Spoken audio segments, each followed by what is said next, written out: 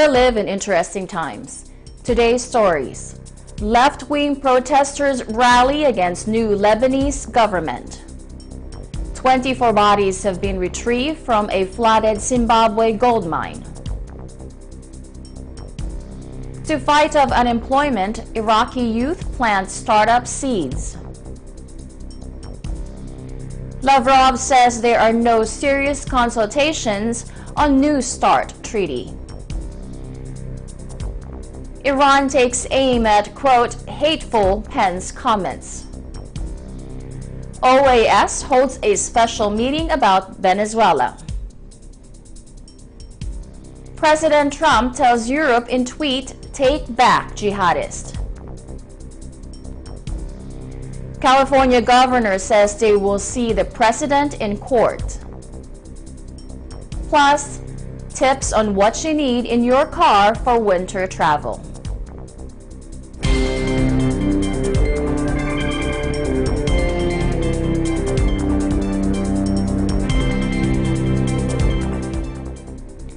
Hello everyone, I am Rose Papa Angeles, bringing you stories from around the globe. And this is Eagle News, Washington, D.C.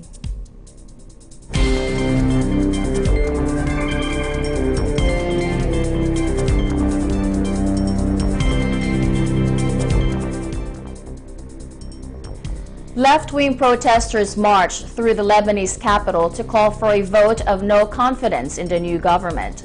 The cabinet was unveiled at the end of January after an 8-month wait that had heightened fears of a major economic collapse. صحيح إنه الحكومة حصلت على ثقة من البرلمان بس غالبية الشعب ما بتوثق بهاي الحكومة. لأن معظم الفرقاء المشاركين بالحكومة هم المسؤولون عن وصول الوضع في البلد إلى حافة الهاوية. اليوم هذه المظاهرة للتصويت بالشارع شعبيا، نائبات وعمال وقوى سياسية وطنية ونسائية وديمقراطية نازلين اليوم على الشارع لنصوت بلا ثقة لهذه الحكومة، حكومة سدر، حكومة فرض الضرائب، حكومة فرض الرسوم والمزيد من المديونية. اليوم جايين نقول لا ثقة لهي السلطة هي وأحزابها، خاصة للي عملوه المسرحية بمجلس النواب. هيدي الكذبة الكبيرة للي كانوا عم يتباروا وبيحكوا عن الفساد والمفسدين، طلع انه هن الفاسدين، هن للي عم يفسدوا، هن اللي عم يسرقوا أموال الناس وأموال الشعب. State television reported rescue workers retrieved 24 bodies and 8 survivors Saturday from 2 flooded gold mines in Zimbabwe, where officials fear dozens more illegal miners are still trapped. So far, 24 bodies have been exhumed, and out of the 24 bodies, 23 bodies have been identified. And the fact that we're in the rainy season, our miners, they are working using rudimentary methods of mining, and their machines, if any, were not even at the site when the accident occurred. The Zimbabwe Broadcasting Corporation reported 8 of the trapped miners have been rescued, while 24 bodies have been retrieved to date as rescue efforts continue at Battlefields Mine. The 2 disused mines are situated near the town of Kadoma, 90 miles southwest of the capital, Harare. The report added the rescued received medical attention on site before being taken to hospitals, but were in a stable condition. Television footage showed some of the men in soaked, muddy clothes being helped to a makeshift clinic. In a clip posted on Twitter, one survivor told journalists that the waters had risen to neck level, forcing them to stand for days until it receded. On Friday, the government said that between 60 and 70 artisanal miners were trapped in 2 shafts. Local Minister July Moyo said in a statement it launched an appeal for $200,000 to be used to pump out water, feeding the bereaved families and the rescue teams on the ground, transportation and burial of the victims. He said, quote, given the magnitude of this disaster, we kindly appeal to individuals, development partners, and the corporate world for assistance in cash and kind. Zimbabwe is in the throes of a deep economic crisis, the worst in a decade. According to official statistic released Friday, annual inflation shot to 56.90%, up from 42.09% in December 2018, the highest increase in a decade. Economist says in reality prices have gone up more than threefold in recent months. Formal unemployment is estimated at over 90%, and artisanal gold mining, mostly in mines long abandoned by big corporates, is widespread, providing a source of income for many. Artisanal mining is not banned outright in Zimbabwe and is largely unregulated.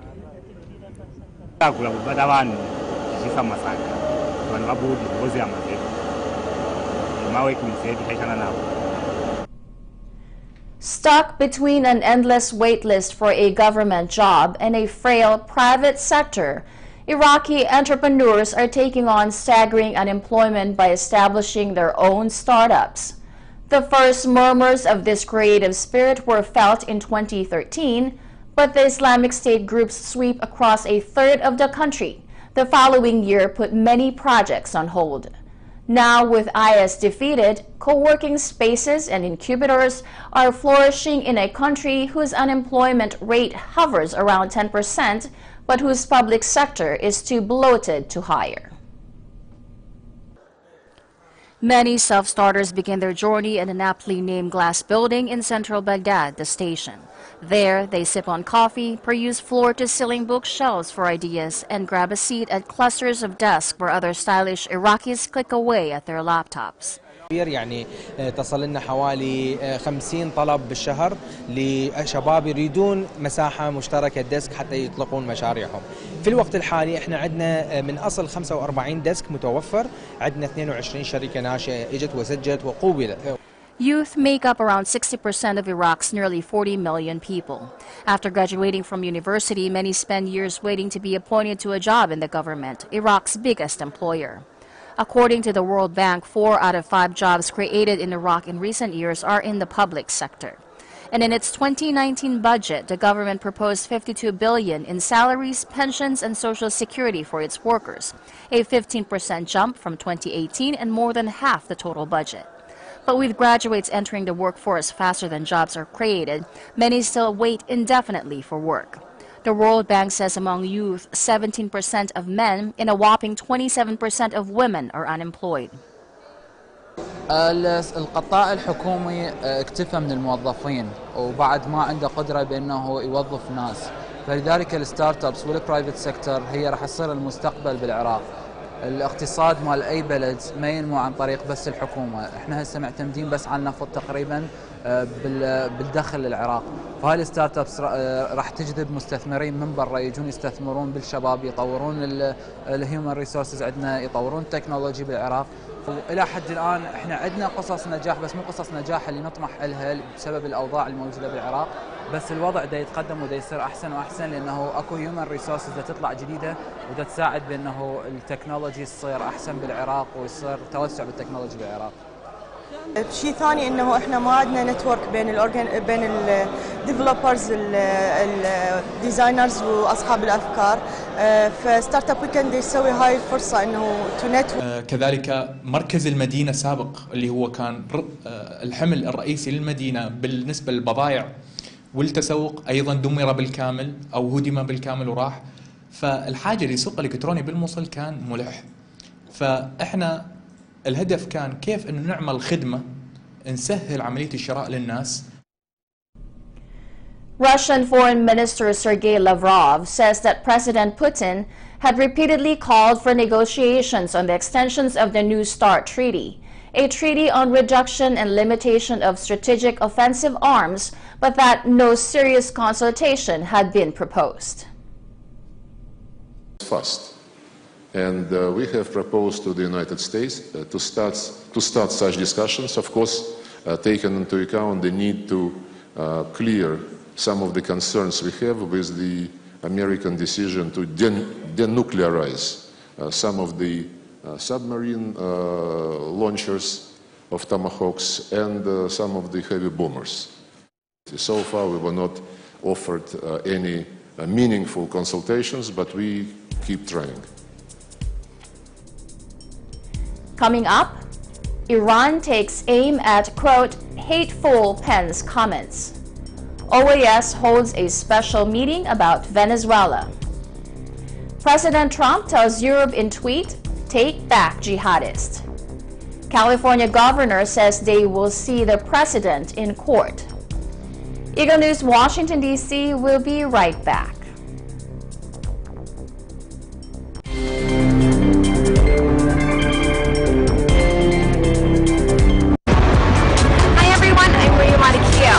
Today I'm here at Haystack Rock in Oregon. So this famous rock formation is a great place to witness sunrise and sunsets. You can set up a picnic blanket and hang out with your friends or family here at the beach. For good stuff like this, tune in to ABC Digital Nest. I'm Rio and I'm 1 with 25.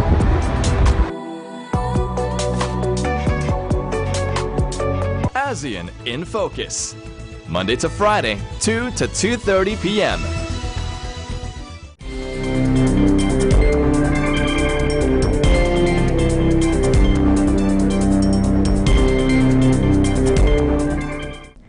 Welcome back. You're watching Eagle News, Washington, D.C.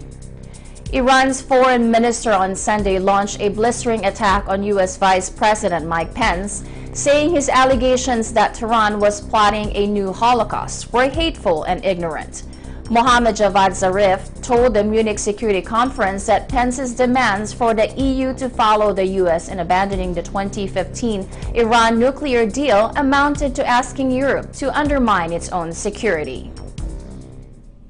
Right here in Munich, Mr. Pence repeated this farce when he arrogantly demanded that Europe must join the United States in undermining its own security and breaking its obligations.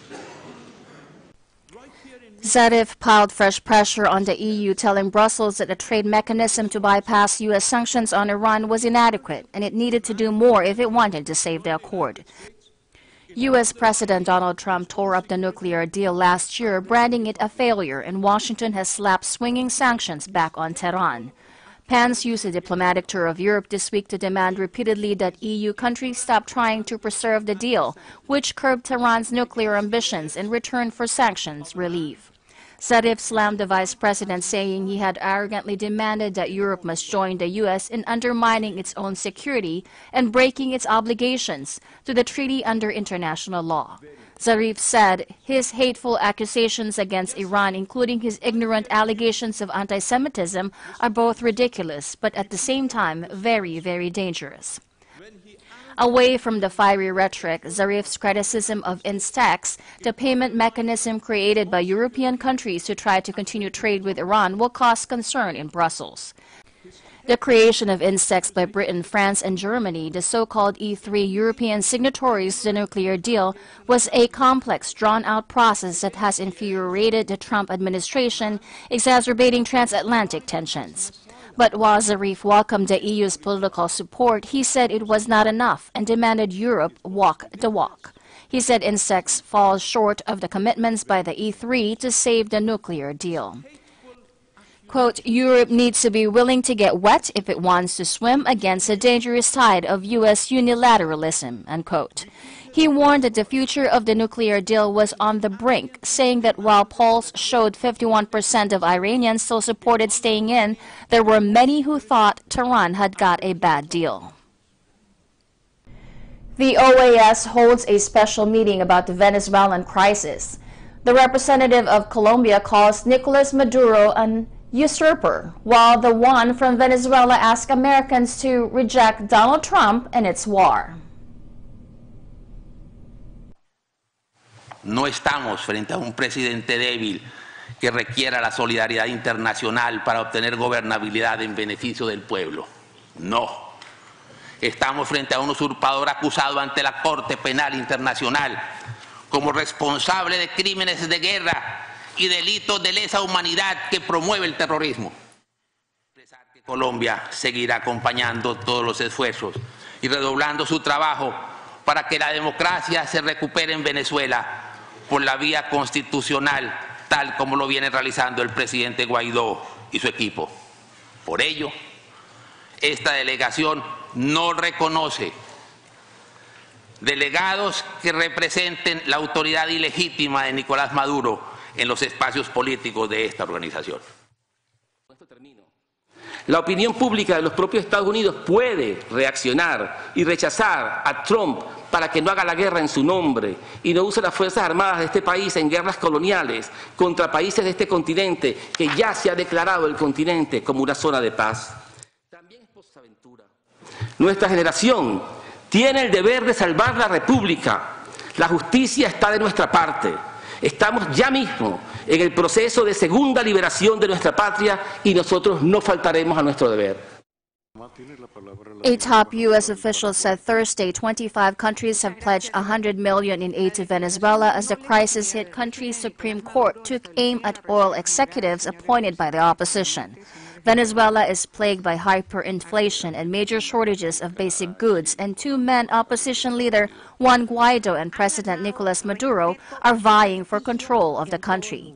The United States is among more than 50 countries that have recognized Guaido as interim president, but Maduro, backed by the country's military as well as Russia, China, and dozens of other states, has so far refused to relinquish his office. U.S. National Security Advisor John Bolton made the announcement on the aid pledge to Venezuela following an Organization of American States conference on assisting the country. Bolton tweeted today 25 countries united at the OAS-hosted conference on humanitarian assistance in support of Venezuela pledged $100 million in humanitarian assistance. According to David Smolansky, coordinator of an OAS working group on migration and refugees from Venezuela, the money will go directly to aid collection centers set up on the borders with Colombia and Brazil and on the Caribbean island of Curacao. At the opening of the conference in Washington, Guaido's representative in the United States, Carlos Vecchio, said the priority is to get aid into Venezuela on February 23rd, a month after Guaido declared himself Venezuela's interim president. President Donald Trump said late Saturday European nations must take back hundreds of Islamic State group fighters captured in Syria, after a delay in announcing what he said would be the end of the caliphate. Trump shocked allies in December by declaring the pullout of roughly 2,000 U.S. troops who had been assisting local forces in Syria against IS, whose sole remaining territory is half a square kilometer, or 1/5 of a square mile in eastern Syria. The pending U.S. pullout set off a countdown for governments whose citizens having joined IS were captured by the U.S.-backed Kurdish-led Syrian Democratic Forces, or SDF. Trump said in a tweet using another acronym for IS, the United States is asking Britain, France, Germany, and other European allies to take back over 800 ISIS fighters that we captured in Syria and put them on trial. The caliphate is ready to fall. The alternative is not a good one in that we will be forced to release them. The U.S. does not want to watch as these ISIS fighters permeate Europe, which is where they are expected to go. Once the U.S.-led coalition declares it has taken all IS territories, the White House is expected to withdraw American troops. When that happens, the risk is high that foreign terrorist fighters will escape SDF control, posing a new threat. For about 2 weeks, the Trump administration has been pushing its allies to take their citizens home, and the U.S. said it was ready to help in the repatriation, but time has been running out. Several countries, including France, that have chosen to leave the jihadists in SDF detention now confront a diplomatic, legal, political, and logistical puzzle. Trump said in his late Saturday tweets, "We do so much and spend so much. Time for others to step up and do the job that they are so capable of doing. We are pulling back after 100% caliphate victory." California's governor and attorney general say they will sue President Trump's administration over his decision to declare a national emergency, calling his border wall a monument to stupidity. Pleased by the comments of the Attorney General, and I'm grateful for his leadership, and I'm certainly very supportive of our efforts to sue the administration and to see the President in court. The actual work that was effective, the actual work that is responsible and responsive to the real legitimate concerns around fentanyl and methamphetamine, heroin, and cocaine, that is being done within the state of California is now being put at risk for a vanity project, for a monument to stupidity, a wall that will do nothing to impact drugs coming over our border. The president does not have power to act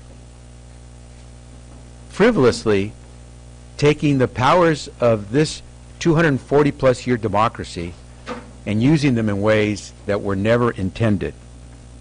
He has the power to declare a national emergency, but this is not 9/11. This is not the Iran hostage crisis of 1979. This is a president showing his disdain for the rule of law and our U.S. Constitution. President Donald Trump's declaration of an emergency to build a border wall Friday is expected to draw legal challenges that could easily escalate into a landmark test of the balance of power between the White House and Congress. Legal experts said it was unprecedented for a president to use his emergency powers to overcome Congress's refusal to fund his wishes, in this case a barrier on the U.S.-Mexican border to keep out illegal immigrants. They also questioned Trump's categorization of the immigration issue as a national emergency and his tapping military funds for a non-military project. New York State Attorney General Letitia James, the first to announce a challenge, said, "We will not stand for this abuse of power and we will fight back with every legal tool at our disposal." Declaring a national emergency without legitimate cause could create a constitutional crisis. Trump said he expected a legal fight, predicting he would prevail. Trump said Friday, "We will have a national emergency and we will then be sued.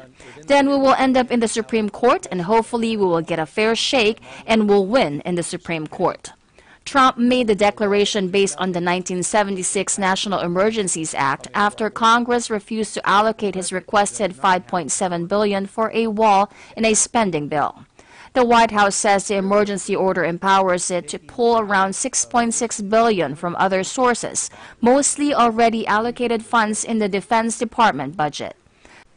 Democrats accused the president of an unconstitutional power grab. Nancy Pelosi and Chuck Schumer, the Democratic leaders in Congress, said in a joint statement, quote, "The president's actions clearly violate the Congress's exclusive power of the purse," unquote. When we come back, tips on what you need in your car for winter travel. Eagle News, Washington, D.C. will return shortly.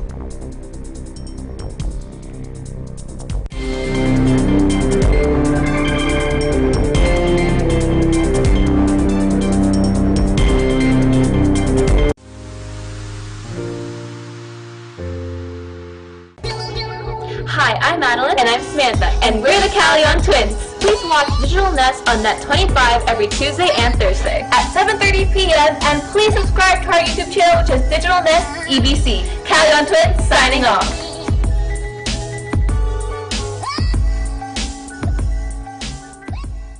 Alamin ang mga pinakahuling kaganapan sa loob at labas ng bansa. Agila Balita. Yun din ang mga sariwang pangyayari sa mga lalawigan. Sa Agila Probinsya, ihimayin ang mga pangyayari sa Asia, hatid ng ASEAN in Focus. Pati na ang mga kaganapan sa iba't ibang panig ng mundo sa Eagle News International. Pagpalampasin ang mga pinakahuling pangyayari sa mata ng Agila. Mga balitang makabuluhan, dapat subaybayan dito lamang sa Net 25.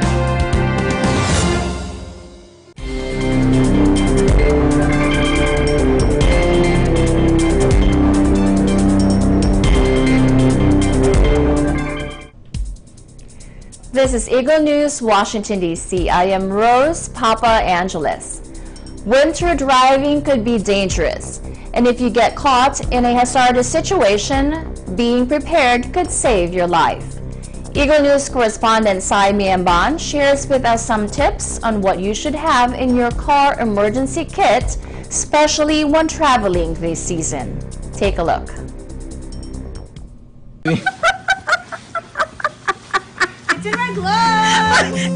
Winter snows bring breathtaking views and landscapes that spark peace and fond memories in most of us. However, it also brings safety concerns. Hi, yes, I need a tow truck. I'm off the I-17. Some of the most common winter car problems include deflated tires, dead batteries, and frozen windshields. Here are some things to keep in your car during winter driving conditions. First, to clear off your car, you'll need a snow scraper and brush, a shovel in case it snows so much you'll have to dig your car out, and jumper cables in case your car battery gives out. Next, be prepared for possible car trouble. The most important tools would be a cell phone with a backup charger, winter clothes and footwear such as boots, warm socks, a warm coat, a scarf, and gloves. Since most of us dress for where we're going or the warmth of our car, having those clothes in the car will protect you if you're stuck in the car or have to walk somewhere for help. The next few items will be helpful in emergency situations. Nighttime driving can be dangerous, so keep the following things handy: a flashlight, flares or warning lights, food and water in case you'll be stuck for hours waiting for help, and a first aid kit, which is actually handy to have all year round for minor aches and pains. These items should be helpful in winter driving conditions. From Flagstaff, Arizona, I'm CY Mayimban, and I am one with 25. Thank you, Sai. Those are very helpful tips. That is today's Eagle News, Washington, D.C. Join us tomorrow for stories that matter to you. Visit our websites at Eaglenews.PH and EagleNewsLive.com. Like us on Facebook, follow us on Twitter at twitter.com/EagleNewsPH. Thank you for watching. I am Rose Papa Angeles, and I am one with 25.